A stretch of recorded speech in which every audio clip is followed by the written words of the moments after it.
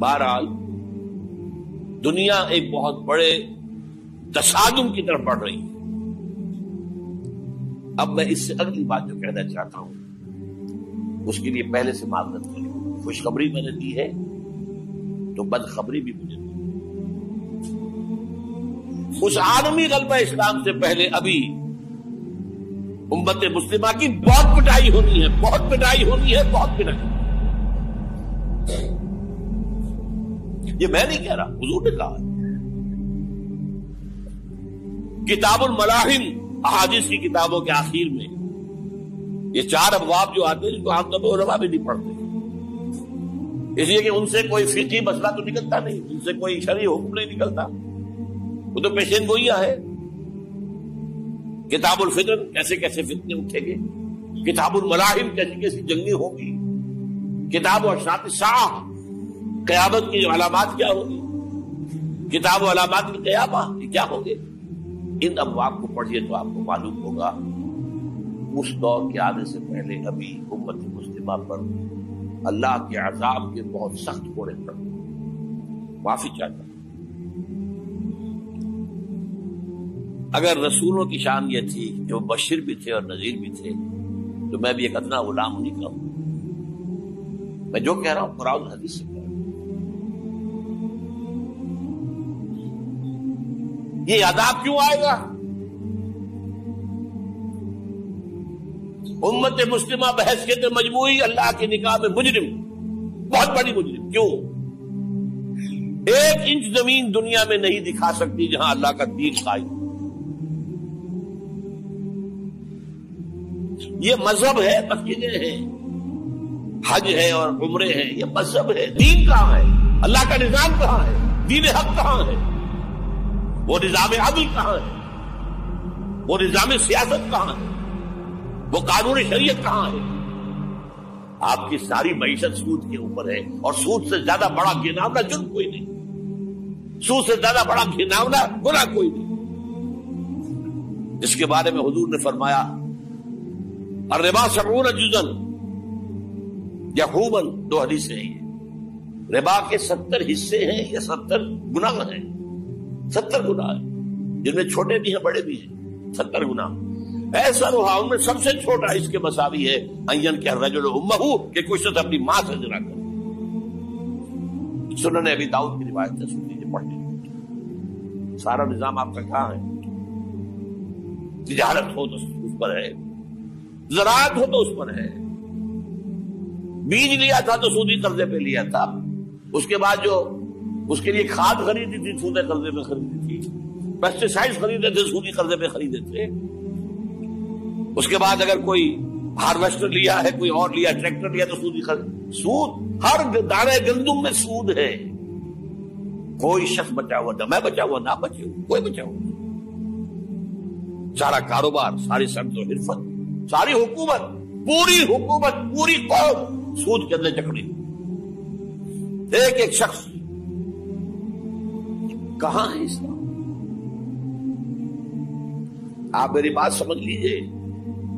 اسلام کے 2 حصے کر لیجئے. اسلام بطور مذہب، اسلام بطور دین. اور یہ تو آپ قرآن پڑھتے ہیں، پورے قرآن میں مذہب کا لفظ تو آیا ہی نہیں ہے. حدیث کے ذخیرے میں بھی میری امکان، میرے معلومات کے تک کہیں نہیں.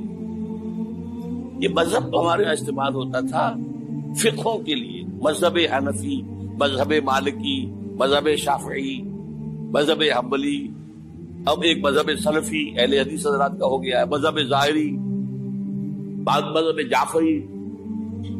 یہ فقہوں کے لیے تھا. مذہب کیا ہے؟ مذہب کا نام 3 چیزوں کا مجموعہ مذہب ہے. کچھ عقائد، کچھ عبادات، کچھ رسومات. بچہ پیدا ہوگا تو کیا کریں گے؟ عقیقہ کریں گے. کوئی فوت ہوگا تو کیا کریں گے؟ جنازہ پڑھائیں گے، کفن دفن کریں گے. شادی ہوگی تو کیا کریں گے؟ ایجاب و قبول ہوگا، ولیمہ ہوگا. یہ رسومات. دین یہ نہیں ہے. دین ہے اللہ کا دین، اللہ کا نظام، اللہ کا قانون. وَمَن لَّمْ يَحْكُم بِمَا أَنزَلَ اللَّهُ فَأُولَٰئِكَ هُمُ الْكَافِرُونَ. جو اللہ کی اتاری ہوئی شریعت کے مطابق فیصلے نہ کرے وہی تو کافر ہے. میں اور آپ کون ہیں؟ برا نہ مانیے. فیس دی فیکٹس. اور یہ فتویٰ کس کا ہے؟ اللہ کا ہے. وَمَن لَّمْ يَحْكُم بِمَا أَنزَلَ اللَّهُ فَأُولَٰئِكَ هُمُ الْكَافِرُونَ وَمَن لَّمْ يَحْكُم بِمَا أَنزَلَ اللَّهُ فَأُولَٰئِكَ هُمُ الظَّالِمُونَ وَمَن لَّمْ يَحْكُم بِمَا أَنزَلَ اللَّهُ فَأُولَٰئِكَ هُمُ الْفَاسِقُونَ. 3 فتوے ہیں اس مفتی اعظم کے جو ہماری اتاری ہوئی شریعت کے مطابق فیصلے نہیں کرتے. وہی تو کافر ہے, وہی تو مشرک ہے, وہی تو فاسق ناہنجار ہے, باغی. یہ ہے امت مسلمہ کا حال. اب میں یہاں آپ کو اختصار سے بیان کرتا ہوں حضور کا طریقے انقلاب کیا تھا. اختصار تفصیل سے کتابوں میں دیکھیے. نمبر 1, دعوت ایمان بذریعہ قرآن. یتلو علیہم آیاتہ. آج جمعے میں میں نے اسی آیت پر تقریر کی. تلاوت آیات, قرآن پڑھ کے سناؤ, قرآن پڑھ کے سناؤ, قرآن پڑھ کے سناؤ. اس قرآن کے ذریعے سے دلوں میں ایمان پیدا ہو, یقین والا ایمان. دیکھیے برا نہ مانے, مغالطے میں نہ رہیے. میرے اور آپ کے دلوں میں ایمان نہیں ہے, عقیدہ ہے. عقیدہ ہے, والدین سے ملا ہے. یقین والا ایمان کہاں ہے؟ اپنے گریبان میں جھانکیے, اللہ آپ کو توفیق دے. کیا مجھے واقعی یقین ہے کہ مجھے مرنے کے بعد جی اٹھنا ہے؟ کیا مجھے یہ واقعی یقین ہے کہ اصل زندگی آخرت کی زندگی ہے؟ کیا مجھے واقعی یقین ہے کہ قرآن اللہ کا کلام ہے؟ اپنے دلوں کو اگر یقین ہوتا کہ اللہ کا کلام ہے تو آپ اس کو سمجھنے کے لیے عربی بھی نہ سیکھ سکتے. انگریزی آپ پڑھے, اور پڑھی آپ نے ایسی کہ انگریزوں کو پڑھا دے. کیا نہیں کیا, پی ایچ ڈیز کر رہے ہیں, کون کون سے فنون نہیں سیکھے, ڈاکٹر. اتنی عربی نہیں سیکھی. تمہارا دعویٰ ہے کہ تمہارا یقین تھا میری کتاب پر, اللہ پوچھے گا تمہارا سلوک کیا تھا میری کتاب کے ساتھ. تم نے پڑھا اس کو, سمجھا اسے سمجھنے کے لیے عربی سیکھی نہیں تو تم جھوٹ بول رہے ہو. تمہارا کوئی ایمان نہیں تھا میری کتاب. ما آمن بالقرآن من استحل محارمہ.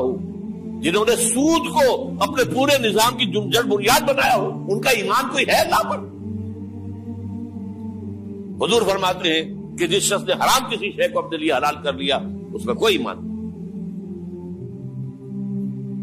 دوبارہ آج بھی کرنا ہے تو دوبارہ ایمان پیدا کرنا ہوگا. ایمان, عقیدہ نہیں, ایمان. صرف لپ سروس نہیں, اقرار باللسان نہیں, تصدیق بالقلب. جو لوگ آئے جن کے دلوں میں ایمان پیدا ہوا پھر ان کا تزکیہ کیا, تطہیر فکر, تصفیہ قلب, تجلیہ روح, تزکیہ نفس, اندر کا باطن دھو دیا قرآن. کیوں بجاں در رفت جہاں دیگر شمد, جہاں جو دیگر شد جہاں دیگر شمد. یہ قرآن جب کسی انسان کے اندر اتر جاتا ہے اس کے اندر کی مکمل اوور ہالنگ, مکمل صفائی, دماغ کی صفائی غلط نظریات سے, دل کی صفائی غلط نیتوں سے, غلط ارادوں سے,